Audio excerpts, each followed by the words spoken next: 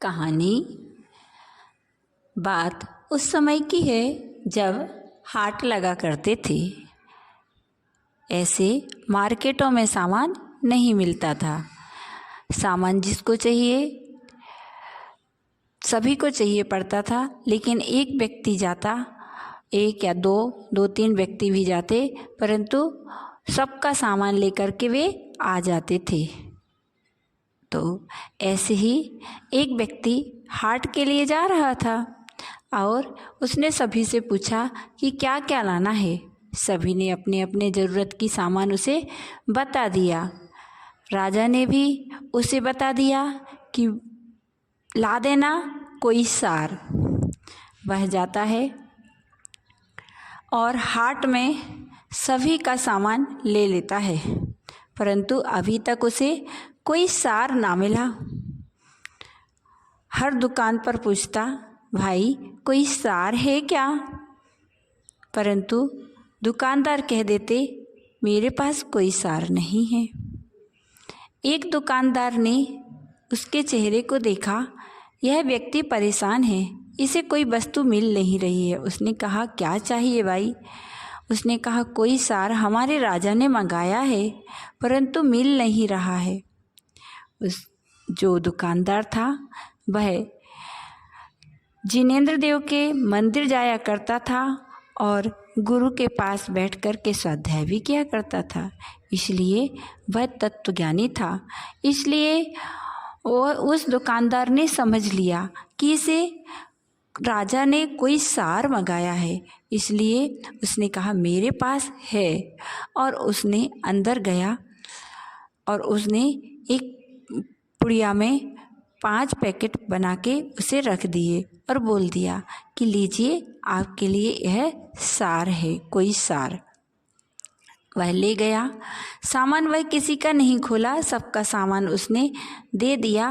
राजा को भी उसने पकड़ा दिया। राजा ने जैसे ही आया, फिर समय मिला, राजा ने देखा कि इसमें क्या भेजा है। उसने कोई सार देखता हूँ खोला, उसमें लिखा था ब्रह्म मुहूर्त जागरण सार। राजा ने सोचा, देखता हूँ ये ब्रह्म मुहूर्त जागरण सार लिखा है, तो इसका क्या अर्थ है?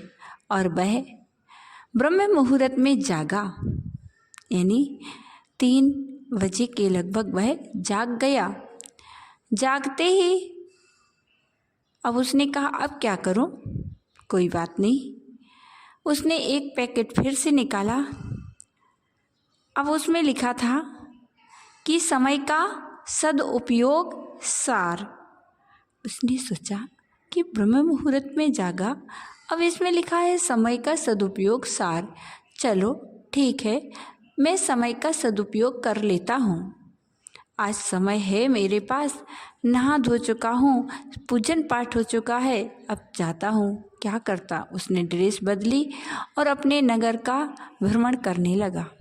सभी लोग सो रहे थे, परंतु वह देखता है कि एक घर में उजीला है कुछ थोड़ा थोड़ा, और वहाँ से आवाज़ें भी आ रही हैं। उसने कान लगाए तो उसमें एक पंडित जी बात कर रहे थे अपनी पत्नी से। वे कह रहे थे कि देखो, मैं कई महीनों से साधना कर रहा हूँ और मैंने आज वह मुहूर्त आया है। जैसे ही मैं ओम बोलूँगा, मन में साधना करते करते, और मैं ओम बोलूँगा तो जो भी मेरे ओम को सुनते हुए किसी निर्जीव वस्तु पर हाथ रख देगा, वह सोने की बन जाएगी। इसलिए तुम ये पत्थर मैंने आपके लिए रख दिए हैं, चक्की है, ओखली है, आदि आदि, इन पर तुम हाथ रख देना। ऐसा अपनी पंडिताइनी जी को वह समझा रहा था। पंडिताइनी ने कहा, ठीक है, रख दूंगी। इस बात को राजा भी सुन रहा था। थोड़ी देर बाद पंडित जी ओम बोलने लगे। राजा ने ओम को सुन लिया और उसने भी सोचा, मैं भी करके देखता हूँ। और जो उसका कच्चा मकान था उस पर मिट्टी वाले खप्पर छाए हुए थे, तो एक खप्पर पर उसने हाथ रख दिया, खप्पर सोने का हो गया। पंडितानी बोली, पंडित जी ने जब आंखें खोली तो देखा कि पंडितानी जी आपने क्यों नहीं रखा ये सोने के? बोले ऐसे नहीं होते, लो अब रख देती हूँ। बोले मुहूर्त तो निकल गया है, परंतु तुमने क्यों नहीं रखा? तुम उस समय क्या कर रही थी? बोली मैं सिर खुजला रही थी। तो जब सिर खुजला रही थी उसके 2 बाल टूट गए थे, तो वो 2 बाल सोने के हो गए थे और बाकी कुछ भी उसके पास सोने का नहीं था। राजा ने वह खप्पर उठाया सोने का, फिर वह सुन रहा था, लेकिन उनका झगड़ा नहीं शांत हुआ था। उसने कहा कि अच्छा, आप, पंडितानी बोली, आप बड़े ज्योतिषी हैं, अगर आप ज्योतिषी हैं तो ये पक्षी 3 दिन से बोल रहा है, ये क्यों बोल रहा है? पंडित बोला कि ये पक्षी भी बोल रहा है, ये भवितव्यता है। मतलब भवितव्यता यानी? तो उसने कहा कि जो अपना राजा है, इस राजा की मृत्यु बोल रही है। राजा की मृत्यु? हाँ, अपने राजा को आने वाली अमावस्या के दिन एक शत्रु है राजा का, जो शत्रु एक पहाड़ी में सांप बन के रह रहा है, सांप की पर्याय में पहुंच गया है। वह आने वाली अमावस्या को ठीक 12 बजे रात को राजा को काट लेगा, वहाँ से निकल के पहाड़ी से। तब से पंडितानी बोली, क्या इस मृत्यु को टाल नहीं सकते?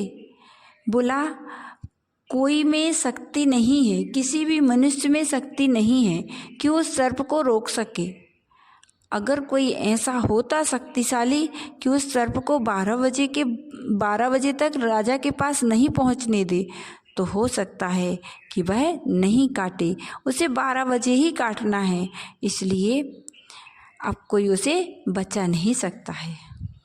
कहा ठीक है। राजा घर आया, खप्पर को यथास्थान रख दिया और विचार करता है। उसने कहा 1 लाभ तो हो गया, 2 लाभ हो गए, ठीक है, मुझे मृत्यु का भी पता लग गया है, अब अगला सार क्या लिखा है? और उसने एक पुड़िया और निकाली, तो उसमें लिखा था विपत्ति में धैर्य धारण सार। उसने सोचा मेरे ऊपर विपत्ति आई हुई है, धैर्य को धारण करूं, ज़्यादा किसी को चिंतित ना करूं। और वह घर गया, आराम से रहने लगा। उसने सोचा अमावस्या को सर्प आएगा, काटेगा, रानी भी घबराएगी, बेटी भी घबराएगी, इसलिए एक काम करता हूँ कि मैं अमावस्या के लिए बाहर चला जाता हूँ। और वह गांव के जो बाहर महल बनवाया था बगीचे में, उस महल में रानी से बोल दिया कुछ दिन के लिए मैं महल में रहूँगा, बगीचा वाले में। रानी ने कहा ठीक है। और रानी और बेटी यहाँ पर रह रहे थे और वह बगीचा वाले महल में रहता था। अमावस्या के दिन उसने एक और कागज़ निकाला, उसमें लिखा था कि घर आई हुई अतिथि का स्वागत सार। उसने सोचा यह जो नाग मुझे आज काटने आने वाला है निश्चित ही मेरा अतिथि है, एक काम करता हूँ, इस अतिथि का स्वागत करूँ। और उसने उस पहाड़ी से लेकर के अपने महल तक रास्ता साफ करवाया और जगह जगह फूल की मालाएं बिछवा दी और जगह जगह दीपक जलवा दिए और जगह जगह दूध के कटोरे रखवा दिए। वह अपनी सेज पर सो गया। सर्प समय से निकलता है और निकला समय पर, परंतु जैसे ही गुप्त अपनी बिल से निकला उसे खुशबू आई, वह खुशबू लेने लगा फूलों की। फिर इस दीपक की ओर जाता है, दीपक का प्रकाश देखता है, कभी इस कटोरी की ओर जाता है जहाँ दूध रखा था, दूध को पीता है, फिर फूल को सूंघता है, कभी दीपक को देखता है, कभी दूध को पीता है, कभी फूल को सूंघता है। इस प्रकार रास्ते में वो चला आता है।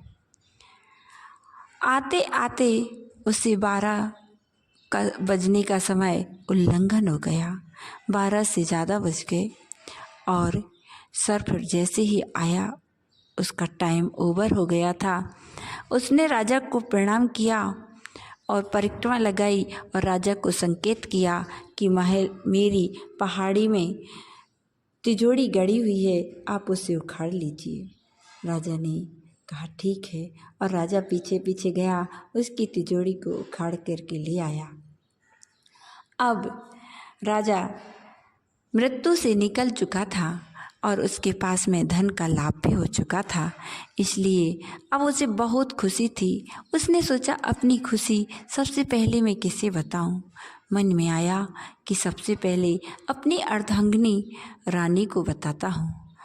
वह वैसे ही आधी रात को ही भागा और रात में ही सीधे महारानी के कक्ष में पहुँचा। महारानी के कक्ष में पहुँचते ही उसने देखा कि महारानी की सेज पर महारानी सोई हुई है और उसी सेज पर कोई पुरुष के लिबास में यानी एक पुरुष भी सोया हुआ है बाजू में। राजा को पैर से लेकर के चोटी तक आग लग गई। वह दुखी हो गया, उसे गुस्सा आ गई, यह क्या है, मैं क्या देख रहा हूँ अपनी आंखों से। और उसने सोचा कि महारानी को मार डालूं। उसने तलवार को ऊपर उठाया, तभी उसे उस पुड़िया का भी याद आ गया, अंतिम पुड़िया जिसमें लिखा था कि क्रोध में सोच समझ के कार्य करना, क्रोध में निर्णय नहीं लेना सार। उसने सोचा क्रोध में निर्णय नहीं लेना है। उसने एक कदम पीछे किया और तलवार को नीचे कर लिया। क्रोध शांत हो जाएगा तब निर्णय लूँगा। जैसे ही उसने तलवार वाला हाथ नीचे किया, आवाज़ खनकी और रानी की नींद खुल गई। रानी ने आँख खोली, सामने राजा है। रानी बोली, अरे आप आ गए। और इतने में बेटी की भी नींद खुल गई थी। बेटी भी जो पिता के कपड़ों में सो रही थी, उसने कहा, पापा आप आ गए। और राजा ने कहा, ये क्या होने वाला था, अब तक अनर्थ हो जाना था, रानी और बेटी की हत्या मेरे हाथों से हो जाना था। आज मैंने इस सार को जान लिया, इसलिए मैंने किसी तत्वज्ञानी ने मुझे ये 5 बातें बता दी। मेरा जीवन, मेरे परिवार का जीवन सुधार दिया, मेरे राज्य को बचा लिया। धन्य है ऐसी बातें, ऐसे तत्वज्ञानियों की बातें, ऐसी जिनवाणी की बातें। जो इन जिनवाणी की बातों को मानता है वह निश्चित ही संसार से पार हो जाता है। बोले जिनवाणी माता की जय।